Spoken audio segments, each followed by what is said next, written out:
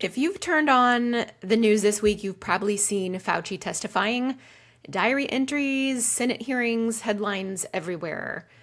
And if watching that dragged you right back into 2020, the fear, the confusion, the arguing, the whiplash, I want you to know you're not alone. A lot of my patients felt it this week, including myself, so much where I had to podcast on it. That specific low-grade dread of, oh no, here we go, we're doing this again. It really is just flashback. It's almost PTSD.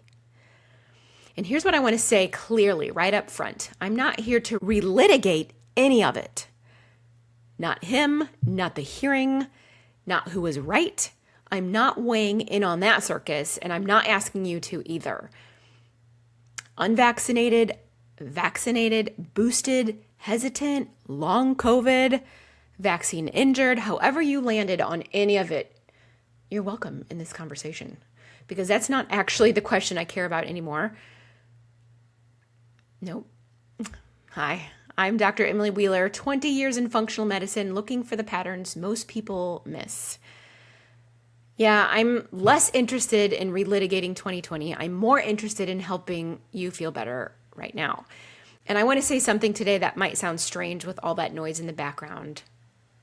I'm actually grateful for COVID. Not for what it cost us, for what it changed. So let me be clear.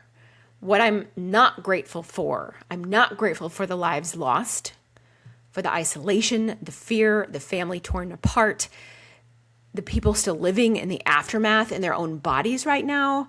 None of that. But something shifted underneath all of that. And that's the part I will not apologize for being grateful for. Here are 5 things that changed for the better. 5 things I watch play out in my office every single week. Number 1, people stopped accepting your labs are normal as the final answer. So before COVID, a clean panel usually ended the conversation. Now patients push back. I know something's wrong. Keep looking. That muscle didn't disappear once COVID left the headlines. Number 2, root cause thinking went mainstream. So inflammation, immune dysregulation, mitochondrial health, these used to be words I only used. Now patients bring them up before I do. 3, complex conditions finally got taken seriously. No kidding. POTS, MCAS, the kind of exhausting, hard to diagnose symptoms that would just get waved off as anxiety. Millions of people developed a COVID version of that pattern almost overnight, and it made the world pay attention to something patients had been saying for years. 4, people started asking for real testing, not just a CBC and a TSH, full thyroid panels, nutrient status, gut testing, histamine testing. Because a 15-minute visit stopped being enough for people who wanted the whole picture. Number 5, doctors got permission to say, I don't know yet. COVID forced medicine to be honest about uncertainty in public on a massive stage, and that normalized something functional medicine already believed. I don't have to know the full answer today, but let's keep investigating. That's a legitimate thing for a doctor to say out loud and not feel the ego to say, I know everything. So I'm going to tell you a story about Terry. Okay. Terry came to me almost 2 years after COVID. She had COVID and she was still exhausted. She was still foggy. Every conventional workup came back clean.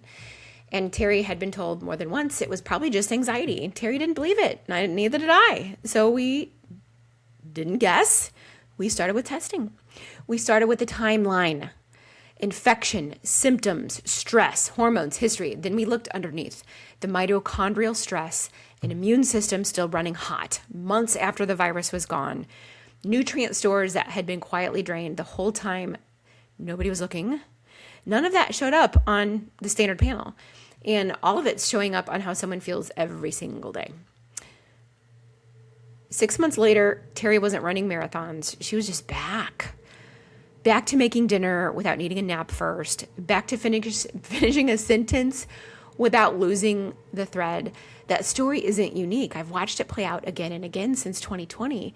People whose immune systems never fully stood down, who recovered, whose energy production got quietly wrecked, who spent years being told there was nothing more than what anyone could do.